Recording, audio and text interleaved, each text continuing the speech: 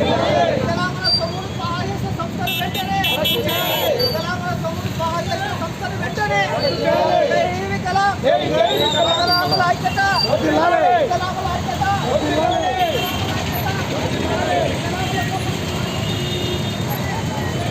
జై వికలాంగ్ జై వికలాంగ్ వికలాంగుల ఐక్యత వికలాంగుల ఐక్యత జై వికలాంగ్ వికలాంగుల నిధులు సోహ చేసిన సంస్థను వెంటనే వికలాంగుల నిధులు సోహ చేసిన సంస్థను వెంటనే వికలాంగుల ఐక్యత వికలాంగుల నిధులు సోహ చేసిన సంస్థను వెంటనే వికలాంగుల నిధులు 22 లక్షలు సోహ చేసిన సంస్థను వెంటనే వికలాంగుల నిధులు సోహ చేసిన సంస్థను వెంటనే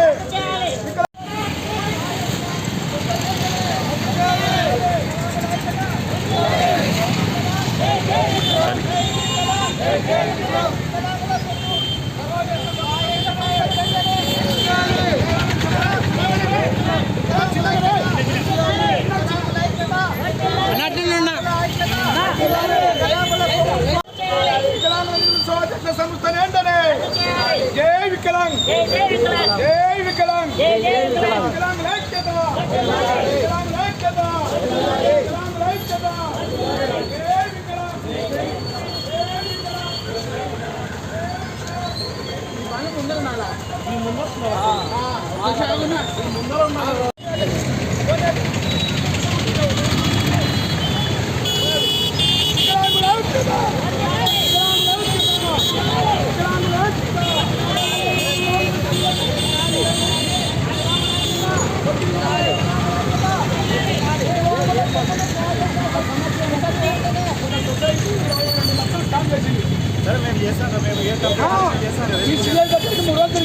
సైడ్ సైడ్ ఈ సిఐ దగ్గరికి 3 రోజులు తిరిగినాం. సైడేనా సైడేనా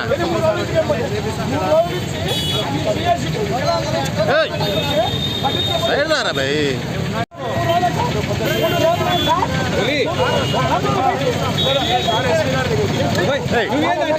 తలకాయలు మన మంచి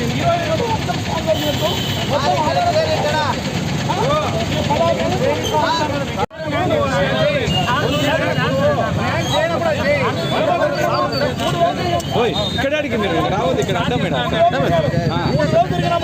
ఎక్కడ న్యాయం జరిగింది మాకు ఎక్కడికి ఎట్లా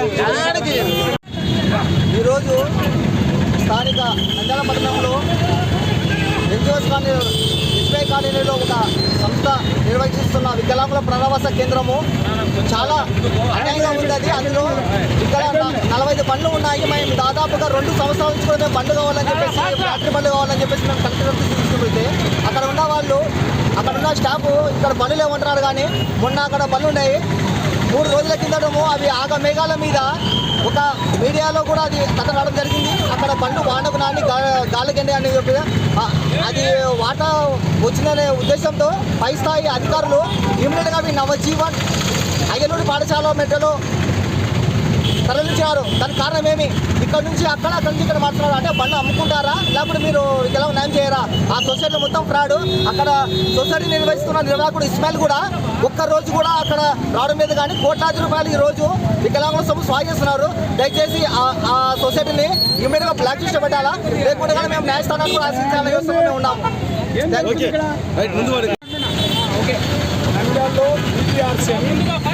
రిహాబిలిటేషన్ సెంటర్ వచ్చేసి హౌసింగ్ బోర్డులో ఏర్పాటు చేయడం జరిగింది. ఒక స్వచ్ఛంద సంస్థ. అందులో రికార్డెడ్గా వచ్చేసి 6 మంది పనిచేస్తున్నారు. 15 మంది రికార్డు చూపించాడు. 22 లక్షలు స్కామ్ చేశాడు.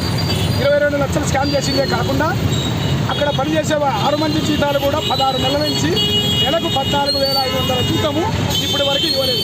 అక్కడ పనిచేస్తున్నటువంటి వాళ్ళు కూడా వికలాంగులే. ఆ వికలాంగుల సొమ్మును సోహ చేసి వికలాంగుల నిధుల నుంచి వచ్చిన డబ్బులు వికలాంగులకే ఇవ్వకుండా ఆ సంస్థ సోహ చేసింది. కాబట్టి ఆ సంస్థ పైన ఖచ్చితంగా కేసు రిజిస్టర్ చేయాలి. దాన్ని బ్లాక్ లిస్ట్ కూడా పడేయాలి. దాంట్లో కనీసం ఆ సంస్థలో ర్యాంపు కూడా లేదు ఆ వికలాంగుల సంస్థలో. కాబట్టి దయచేసి ఒకటే కోరుతున్నాం, ఈ సమస్య పరిష్కారం కాకపోతే ఉద్యమం ఇక్కడ మొదలైంది. రాష్ట్ర లెవెల్లో కూడా ఉద్యమం మొదలైంది. అదేవిధంగా ఒకవేళ సమస్య ఆమరణ నిరాదరణ చేయడానికి సిద్ధపడతామని చెప్పి తెలియజేసుకుంటున్నాం.